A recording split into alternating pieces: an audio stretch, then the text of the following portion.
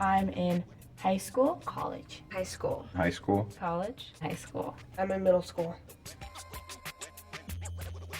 Abuse comes in many different forms. It can be more subtle or it can be in your face. If someone has control over someone else. I think that there's some misconceptions about abuse among teens and college students. I think the first thing people think of is physical abuse, and so we ignore the emotional and verbal aspects of it and the digital aspects such as texting, and just think of that as normal behavior. Texting, it can become an invasion of your privacy, and it can be used as a form of control. Where are you? Who are you with? What are you doing? Texting can also become abusive when, let's say, one partner is sending, nude pictures. It becomes a breach of their trust and boundaries. At least in my school, young people do not know what abuse is. The truth is, I don't think everybody can recognize the signs while they're in an unhealthy or abusive relationship. Maybe this is just normal for everybody else. If my boyfriend or girlfriend is putting me down, is constantly texting me. They've probably been working on making you feel bad about yourself for a while, or afraid, or they've threatened you. It's hard to talk about it. It's not something that you talk about in school or anywhere. It can be really difficult to tell a friend or parent what's going on because they may just tell you to leave and maybe you're not ready to leave. People who are in abusive relationships believe that what they want to do is be in that relationship. They want to be with that person, and then it's all going to magically work out in the end. But, the reality is that it won't. And I think that most people don't realize that the consequences of, serious abuse is that either your life is ruined, you get pregnant, you die.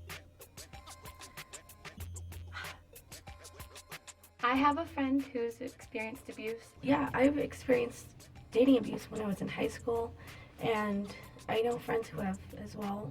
I had a friend, and she was very mentally abusive to every boy she would go out with. I was actually in an abusive relationship. My girlfriend constantly was talking to my friends and telling them, hey, don't talk to him, he's mine. I told her she was being abusive, and she didn't believe me. I fell for the star football player, and at first I thought it was so sweet that he wanted to walk me into my next class, but from there it just escalated. It wasn't him being kind to me, it was him controlling me and making sure he knew my every move. I thought that it was normal and that what I was feeling, this sadness and this isolation, was something to be expected. He would tell me all the time what a terrible person my father was. And it got to the point where I stopped hanging out with my friends and I stopped hanging out with my family and I didn't really have anyone.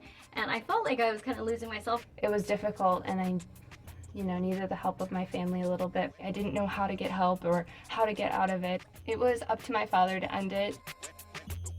I would like to tell the young people who are in an abusive relationship that, you aren't alone.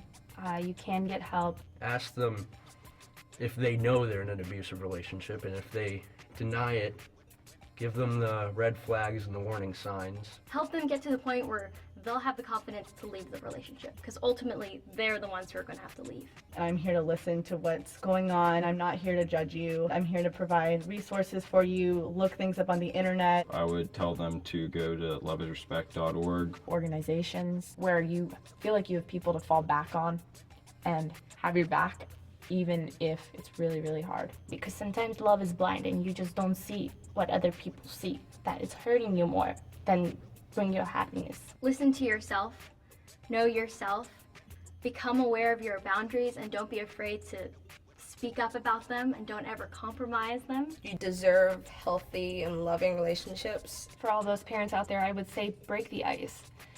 We look up to you more than you know, and even when we don't show it, it means so much to us when you give us your advice. And I think it's really important to be an active bystander. We need to be there to support each other and let our peers know, even if we think they already know they're worth it, or that their parents tell them that, or they hear it from someone, just say it anyways. Kids need to start talking. Start talking. Start talking. Start talking. Start talking. It's time to start talking.